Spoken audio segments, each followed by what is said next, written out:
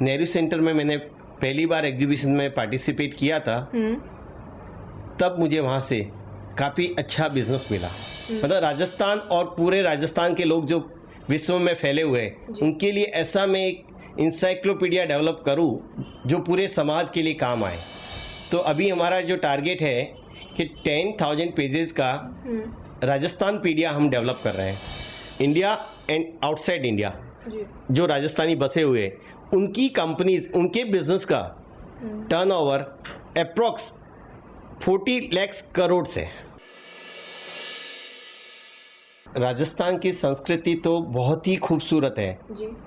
लेकिन यूरोपियंस तो उसको अपना रहे हैं, लेकिन हमारे राजस्थान के लोग जो राजस्थान से बाहर रह रहे हैं, हाँ। वो लगभग भूलते जा रहे हैं या उसको छोड़ रहे हैं और मॉडर्न संस्कृति को अपना रहे हैं। मैं ये चाहता हूँ कि सारे सोशल मीडियाज और इलेक्ट्रॉनिक मीडियाज, प्रिंट मीडिया के थ्रू राजस्थानी संस्कृति को जो लोग भूल चुके वो याद दिलाना चाहता हूँ। सर, यानी कि आपका कहना है कि राजस्थान के लोग दिन ब दिन अपनी संस्कृति को भूलते जा रहे हैं, तो इसकी क्या वजह है? कुछ खास वजह? इसमें सबसे ज़्यादा अगर मैं गलती मानता हूँ तो इन्हीं बच्चों के पेरेंट्स की। सभी के पेरेंट्स आज की तारीख में राजस्थान जाएंगे, अपने गांव जाएंगे जी। लेकिन गांव के आसपास की एक भी कल्चरल प्लेस दिखाते ही नहीं है। आज मैं मेरे रीजन के लोगों की बात करूं, हाँ। तो 90% ने तो जयपुर देखा ही नहीं है और आके बुराई करेंगे राजस्थान में कुछ नहीं है, जबकि राजस्थान का डेवलपमेंट इतना ज़्यादा हो चुका है। एक मेरे दोस्त जिसके पास बहुत अच्छा पैसा है जी जी। बहुत बड़ा ज्वेलर्स भी है, उसके लड़के ने मुझे एक सवाल किया जी। कि राजस्थान में अच्छे स्कूल हैं। अब उसको मैं अगर ये बोलूं कि आज की तारीख में कम से कम 20 तो सेंट्रली एसी स्कूल्स हैं।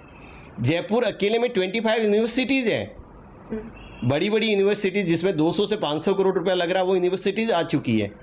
फिर भी उनके पेरेंट्स ने आज तक कुछ नहीं बताया उनको। तो आपका ये कहना है कि राजस्थानी लोगों को खास तौर से अपने बच्चों को ये बताना चाहिए कि भाई हमारे राजस्थान में बहुत कुछ है, सीखने के लिए बहुत कुछ है, देखने के लिए बहुत कुछ है, बहुत ही अच्छी जगह है। आज राजस्थान के पास रणथंभौर टाइगर रिजर्व है, सरिस्का टाइगर रिजर्व है, भरतपुर में वर्ल्ड क्लास बर्ड सेंचुरी है, कोटा के पास चंबल में 300 फीट गॉज के अंदर आप बोटिंग कर सकते हो।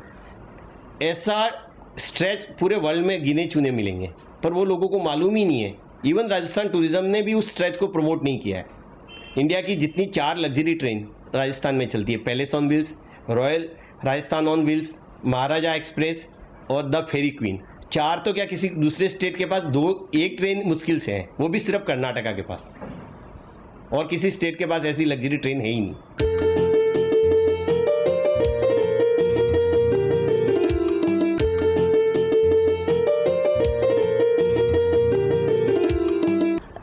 सर, जैसे आपने कहा कि आपको कोई सपोर्टेड नहीं थे, लेकिन ऐसे भी कई लोग होंगे कि कोई विरोधक भी होंगे जो आपको ये काम नहीं करने देना चाह रहे थे। मैं एक बात बताऊं, मैंने जब ये काम स्टार्ट किया, हाँ जी, तो बोले ये राजस्थानियों का काम नहीं है। राजस्थानियों को सीधा साधा के कपड़े का बिजनेस करो, मतलब ज्वेलरी का करो, टेक्सटाइल का करो, मेटल का करो, स्टील का करो, इस टाइप के बिजनेस राजस्थानियों के लिए ठीक है। ये नया क्या, ये कोई काम है क्या? लोगों ने तो यही कमेंट्स किए थे जी। मतलब उनका कहना है कि पहले से हम जो करते आ रहे वही करो, कुछ इतना नया या हटके नहीं वो चाहते, क्योंकि उनमें कुछ हटके करने की चाह होती ही नहीं है। जो ट्रेडिशनली जो चल रहा है वही करिए, आप हटके कुछ मत करिए। मैं मतलब बिल्कुल क्रिएटिव वर्क करना चाहता हूँ, और ऐसा लोग कहते हैं वर्ल्ड क्लास, पर मैं वर्ल्ड क्लास नहीं, मैं वर्ल्ड्स बेस्ट करना चाहता हूँ। सर, आपने आज आपको यहाँ मुंबई में आए 20 साल हो चुके हैं, और अब आपके परिवार वालों का क्या रिस्पॉन्स है? वो आपके बारे में क्या सोचते हैं अभी? नहीं, अभी तक भी नेगेटिव है। आप राजस्थान समाज के लिए, उन लोगों के लिए आप क्या संदेश देना चाहेंगे? मैं ये चाहूँगा कि साल में कम से कम एक बार वो राजस्थान जाए, अपने गांव जाए, लेकिन गांव की शुरुआत, अगर कोई जोधपुर डिवीज़न का रहने वाला तो बॉम्बे से एक बार जोधपुर के टिकट बनाए, 2 दिन जोधपुर में बच्चों को घुमाए और फिर गाँव आए। अच्छा। कभी वो उदयपुर के टिकट बनाए, मतलब बॉम्बे उदयपुर जाए और उदयपुर घुमा के 2 दिन फिर गांव जाए। ऐसे कभी जयपुर जाए। इस तरीके से अगर पेरेंट्स बच्चों को बार बार इस ढंग से दिखाएंगे तो जरूर उनको राजस्थान से प्रेम होगा। अगर राजस्थान को कंपेयर करना है बॉम्बे से तो एटलीस्ट आप जयपुर से कर सकते हो, किसी और सिटी से या गांव से नहीं कर सकते हो। सर, आपके इस रिसर्च से राजस्थान के लोगों को, उनकी सोच को और वहाँ के कल्चर को, संस्कृति को कितना बढ़ावा मिलेगा सर? राजस्थान की संस्कृति को आगे बढ़ाने के लिए, घर घर पहुँचाने के लिए हम काफ़ी सारे वीडियोस और राजस्थान के एटलीस्ट 5000 डिफरेंट प्लेसेस के फोटोग्राफ्स और राजस्थानी की फोक म्यूजिक को हम घर घर तक पहुंचाने की कोशिश करेंगे। जो लोग भूलते जा रहे हैं उनको याद दिलाते रहेंगे कि ये आपका कल्चर है, इसको मत भूलिए। इवन आपके यहाँ अगर कोई सोशल गैदरिंग्स है तो वहाँ आप कल्चरल इवेंट रखिए, उसमें राजस्थानी फोक डांसेज रखिए, जिससे आने वाली जनरेशन हमेशा उसको याद रखेगी। सर, आपकी भविष्य की क्या योजनाएं हैं? मैं इस रिसर्च की वजह से जयपुर में सेटल हो रहा हूँ। अच्छा। उसका टारगेट है 2015 में मैं बॉम्बे छोड़ के विद फैमिली जयपुर सेटल हो रहा हूँ और वहाँ अपनी रिसर्च को बहुत आगे बढ़ाना चाहता हूँ। वर्ल्ड की किसी भी यूनिवर्सिटी से अगर कोई भी स्टूडेंट राजस्थान की किसी सब्जेक्ट पे रिसर्च करने आ रहा है तो उनको मैं 100% डिवोशन के साथ कंट्रीब्यूट कर सकूं, यही मेरा मोटो है।